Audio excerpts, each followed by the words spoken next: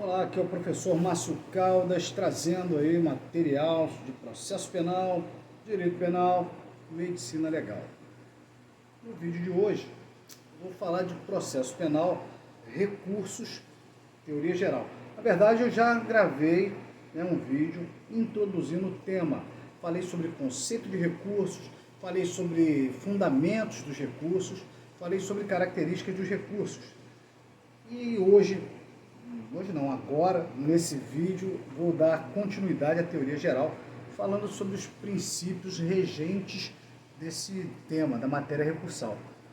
Porém, eu preciso que vocês se inscrevam no canal, para tudo, faça a inscrição, ative o sininho, para receber aí material novo. E se curtirem ao final, dê o like, tá bom? Para a gente poder estar sempre aí produzindo material para vocês. Vamos falar dos princípios que regem o tema, matéria recursal. O primeiro princípio, que é o princípio basilar dessa matéria recursal, é o princípio do duplo grau de jurisdição. Uma primeira polêmica envolve esse recurso. A polêmica é: esse recurso está previsto expressamente na Constituição ou não? Essa é a questão que se coloca. Existem dois posicionamentos. Prevalece que a previsão, não há previsão expressa na Constituição Federal. É um princípio implícito. Porém, há uma corrente minoritária que tem sua relevância, que diz que, olha, lá no artigo 5º, inciso 54, quando previu o devido processo legal, e lá no inciso 55 do mesmo artigo 5º, quando previu a ampla defesa, que envolve a possibilidade de usar de todos os recursos na defesa lá da parte interessada, estaria ali a previsão expressa do duplo grau. Mas não prevalece. Mas numa prova discursiva é bom demonstrar conhecimento. Você pode mencionar que essa corrente minoritária, ela aponta para o inciso 54, inciso 55 do artigo 5º da nossa Carta Magna, ok? Mas o que seria o princípio do duplo grau de jurisdição? Duplo grau de jurisdição é o princípio que garante à parte sucumbente interessada o reexame integral daquela questão. Vai reexaminar toda a parte de fato, toda a parte probatória, toda a parte legal. Porque nem todo recurso ele garante o duplo grau de jurisdição. Ou seja, todo recurso, eu poderia fazer esse questionamento numa prova. É correto afirmar que todo recurso materializa o duplo grau de jurisdição, permite o duplo grau de jurisdição? Certo ou errado? Errado. Não é todo recurso. Por quê? Não é todo recurso que garante à parte interessada o reexame integral daquela matéria. E a gente só fala em duplo grau quando a gente tiver o reexame integral. Matéria de fato, matéria probatória, matéria de lei. Legal. Ok? Bom, um outro princípio é o princípio da unirrecorribilidade. Unirrecorribilidade significa, deixa eu traduzir em sílabas mais espaçadas. Unirrecorribilidade. Unirrecorribilidade significa o seguinte, olha, de cada decisão só cabe uma espécie de recurso. É apelação? É apelação. Você não vai poder entrar com outra coisa. Cuidado, porque tem determinadas situações em que a lei prevê, e até em leis distintas, mas recursos diferentes para a mesma decisão. Quer ver um exemplo? Decisão que declara extinta a punibilidade. A decisão que declara extinta a punibilidade, ela não está nem condenando, nem absolvendo. Ela está apenas dizendo, olha, não tem mais a possibilidade de punir porque prescreveu, por exemplo. Porque o agente morreu, por exemplo, que ocorreu decadência, que ocorreu, sei lá, perempção, por um motivo qualquer, está extinta a punibilidade.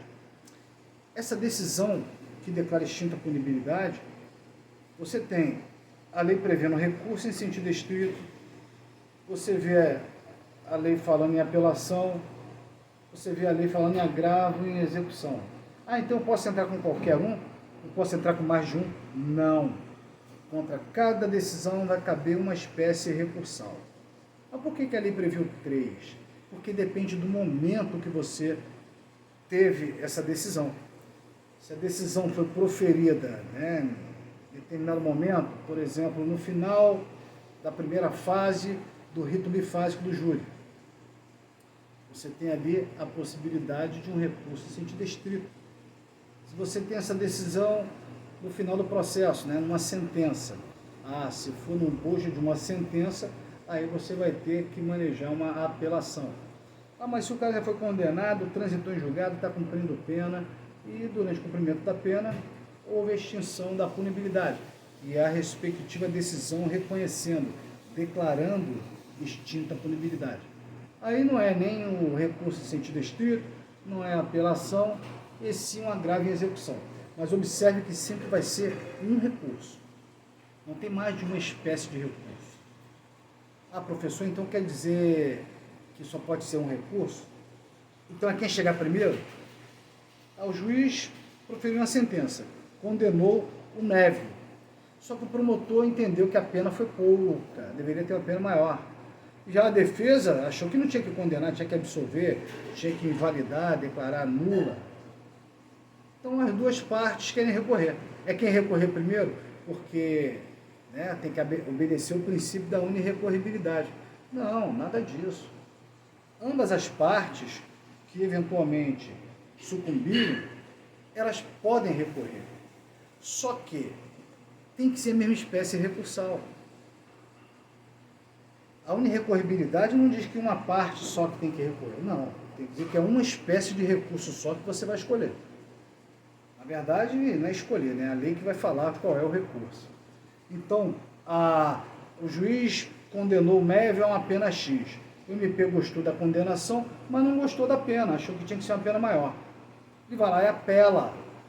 A defesa não gostou da condenação, quer que reforme para uma absolução. Vai lá e apela também. Os dois entraram com recursos. Isso viola a unirrecorribilidade? Não, não viola. O que violaria a unirrecorribilidade é você entrar com espécies diversas de recursos. O réu entra com apelação, a defesa do réu, e o promotor entra com recurso em sentido estrito. Espécies diferentes de recursos. Isso é que viola a unirrecorribilidade. Poderia até colocar aqui uma questãozinha de prova. Vamos ver aqui, ó. Ver? Deixa eu colocar aqui. É correto afirmar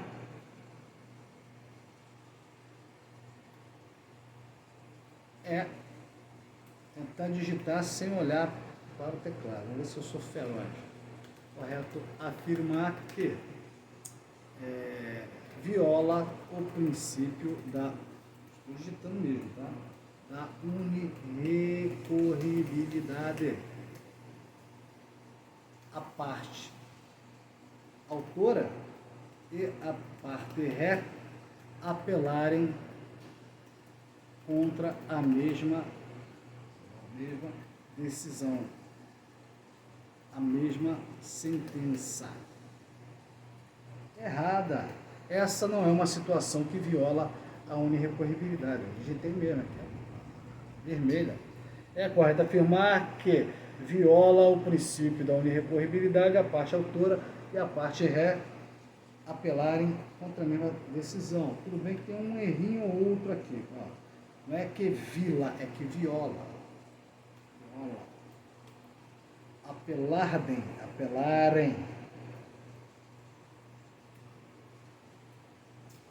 Está errada essa afirmativa, porque o que viola o princípio da unirrecorribilidade é você entrar com recurso diferente. Uma parte entra com um recurso, outra parte entra com outra espécie de recurso. Ok?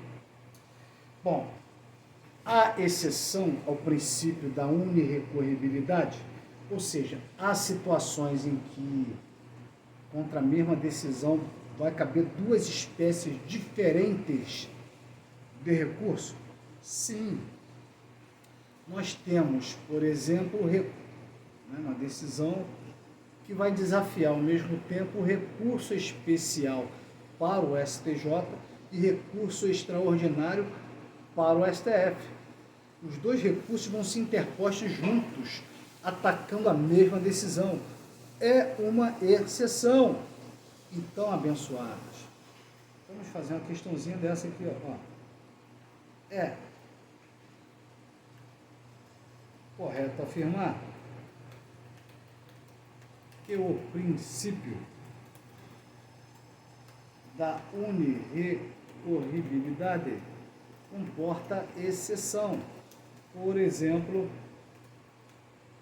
a possibilidade de interposição de recurso especial e de recurso extraordinário. Deixa eu ver aqui, o ordinário é mais difícil. O ordinário contra a mesma decisão. Certo ou errado essa afirmativa? É correto afirmar que o princípio da unirrecorribilidade comporta exceção. Por exemplo, a possibilidade de interposição de recurso especial e de recurso extraordinário contra a mesma decisão. Sim, correta. Aqui, ó.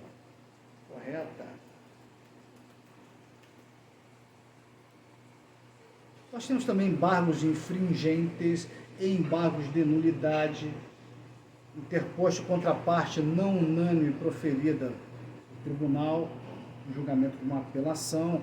Vamos estudar ainda as espécies recursais, oportunidade em que vamos estudar embargos infringentes e embargos de nulidade.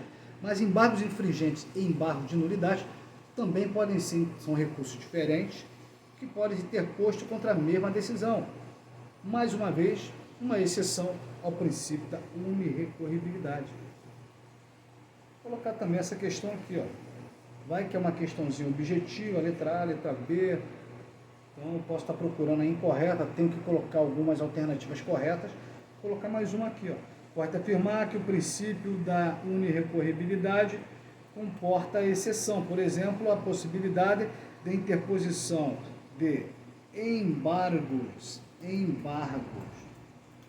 infringentes e de embargos de nulidade contra a mesma decisão. Correta, também uma afirmativa correta. Ok.